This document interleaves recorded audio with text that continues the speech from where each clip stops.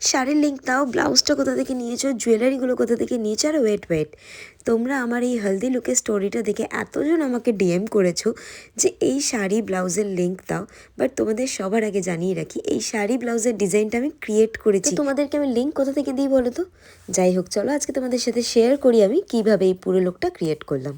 তো last year আমি সরস্বতী পুজোতে একজনকে দেখেছিলাম ঠিক এইরকমভাবেই একটা শাড়ি পরেছিল, আর আমার এই লুকটা এত ভালো লেগে গেছিলো যে আমি একটা স্ক্রিনশট তুলে রেখেছিলাম। ঠিক বন্ধুর বিয়ের আগে হলদির সময় আমার মনে হলো এই লুকটা ক্রিয়েট করা যায়। তো প্রথমেই মিশো থেকে আমি খাদি কটনের ওপর এক কালারের ওপর একটা শাড়ি অর্ডার করে ফেলি হলুদ রঙের, অ্যান্ড এটার দাম পড়েছিল মাত্র 250 টাকা। আর শাড়িতে লেস লাগানোর জন্য আমি চলে গেছিলাম গড়িয়াহাট মার্কেটে, আর সেখানে বেস মার্কেট থেকে আমি প্রায় 10 মিটার মতো এই সাদা কালারের লেসটা কিনি, যেটার প্রাইস পড়েছিল আমার কাছে মাত্র 30 টাকা করে মিটার, মানে 300 টাকা টোটাল। এবার পালা ব্লাউজের। তো ব্লাউজটা জাস্ট নর্মাল একটা ব্লাউজ, তার মধ্যে আমি করেছিলাম শাড়ির ব্লাউজ পিসটা কেটে যে কাপড়টা বেঁচেছিল সেই কাপড়টা দিয়েই আমি ব্লাউজে এইভাবে কুচি কুচি মতো লাগিয়ে নিয়েছিলাম, যাতে গিয়ে আমার শাড়ির কালার আর ব্লাউজের ওই হলুদ অংশটা একেবারে ম্যাচ করে যায়। আর আউটকামটা জাস্ট দেখো কতটা সুন্দর লাগছে।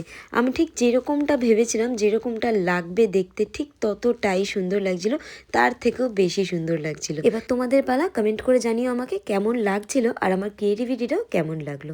আরও ভিডিও দেখার জন্য ফলো করে দিও আমাকে। বাই।